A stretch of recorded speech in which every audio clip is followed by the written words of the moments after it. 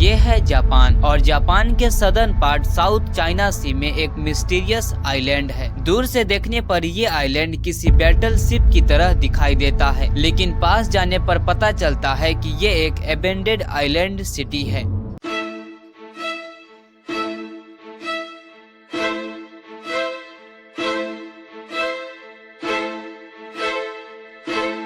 लेकिन जमीन का ये छोटा सा टुकड़ा अपने अंदर एक बहुत बड़ी कहानी छिपाए बैठा है। एक समय में इस आइलैंड पर 5000 से भी ज्यादा लोग रहा करते थे। ये शहर न सिर्फ जापान की बल्कि दुनिया की सबसे घनी आबादी वाली सिटी कहलाती थी। लेकिन फिर ऐसा तो क्या हुआ कि यहाँ रहने वाले लोग सब कुछ छोड़कर गायब हो गए। इस आइलैंड पर वो सभी फैसिलिटी मौजूद है जो किसी शहर में होनी चाहिए। इसके बावजूद आज ये शहर दशकों से वीरान पड़ा है, जहाँ जाने पर भी किसी को परमिशन नहीं थी। आखिर क्यों? नागासाकी शहर से 15 किलोमीटर दूर साउथ चाइना सी में लोकेटेड ये है हसीमा आइलैंड। समंदर के इस हिस्से में छोटे मोटे ऐसे 500 आइलैंड मौजूद है, जिनमें से कुछ पर लोग रहते हैं और कुछ आइलैंड ऐसे ही खाली पड़ी है। और इसी में से एक है हसीमा आइलैंड, जिसका इतिहास इन सभी आइलैंड से काफी अलग है। हसीमा आइलैंड एक समय में जापान की इकोनॉमी को बूस्ट करने में एक बहुत बड़ा रोल निभाया था। इस कहानी की शुरुआत होती है 19वीं सदी से। 1897 के वक्त जापान में इंडस्ट्रियल रिवॉल्यूशन होती है और जापान एक स्थिर देश के रूप में उभर कर बाहर आता है, जिसके लिए देश में रेल नेटवर्क बनाए गए, कारखाने खोले गए और विदेशी व्यापार के लिए बंदरगाह भी बनाया गया। लेकिन इन सभी को चलाने के लिए ऊर्जा की आवश्यकता थी और वो ऊर्जा था कोयला। इसके लिए 19वीं सदी में जापान में कई सारे कोयले की खदानें खोदी गई, जिनमें से एक था हसीमा आइलैंड। 1800 दशक में यहाँ आसपास रहने वाले लोगों को पहली बार इस आइलैंड पर कोयले का पता चला था। उस समय दुनिया भर के सभी देश अपने शिप को स्टीम इंजन से रिप्लेस कर रहे थे, जिसे चलाने के लिए कोयले की आवश्यकता थी। इसीलिए 19वीं सदी में मित्सुबिशी नामक एक जापानी कंपनी हसीमा आइलैंड को खरीद लेती है, क्योंकि मित्सुबिशी एक शिपिंग कंपनी थी जिसे अपने जहाजों को चलाने के लिए कोयले की आवश्यकता होती थी।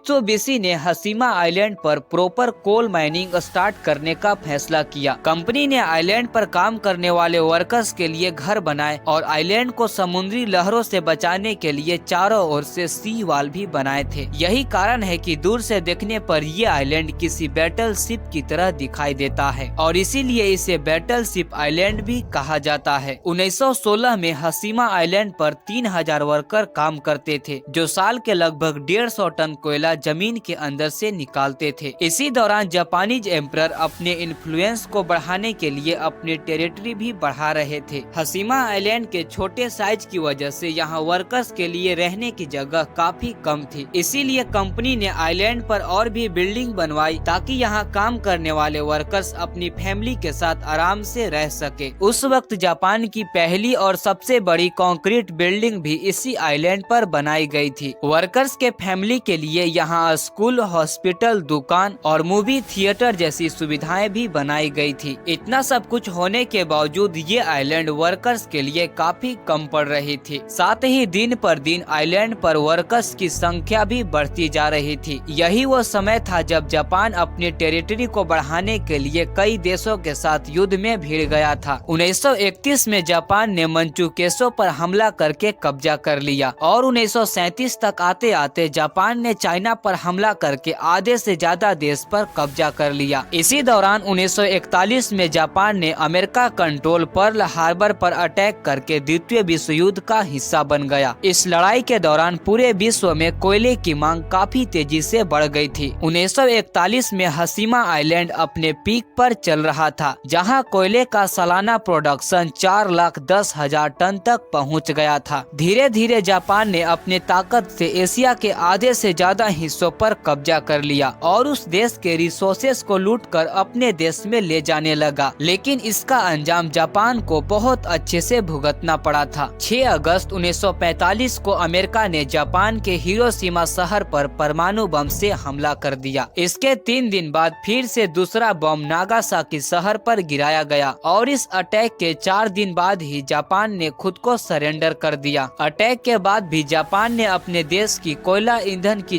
जरूरत को पूरा कराने के लिए हसीमा आइलैंड पर और भी ज्यादा श्रमिकों को भेजा गया। 1954 में हसीमा आइलैंड की टोटल पॉपुलेशन 5259 पहुंच गया था। हसीमा आइलैंड जिसकी टोटल एरिया केवल 16 एकड़ ही है, तो अगर इस हिसाब से देखा जाए तो यहाँ 1 एकड़ में 328 लोग रहा करते थे, जिससे यह जापानी इतिहास की सबसे घनी आबादी वाला शहर बन गया था। इस आइलैंड पर खाने पीने की चीजें और फ्रेश पानी जापान के मेन आइलैंड से लाया जाता था। 1960 के दौरान दोबारा से हसीमा आइलैंड अपने पीक पर पहुंच गया, लेकिन फिर भी कोयला एक लिमिटेड सोर्स थी। 1970 तक हसीमा आइलैंड पर कोयला खत्म होने लगा और यही वो समय था जब पूरी दुनिया भर में कोयले को पेट्रोल से रिप्लेस किया जाने लगा, जिसके चलते इंटरनेशनल मार्केट में कोयले की डिमांड कम होने लगी, जिस कारण से धीरे धीरे सभी कोयला खदानें भी बंद होने लगी। मित्सुबिशी ने भी हसीमा आइलैंड को ऑफिशियली रूप से बंद कर दिया और सभी निवासियों को 3 महीनों के अंदर आइलैंड छोड़ने का ऑर्डर दिया,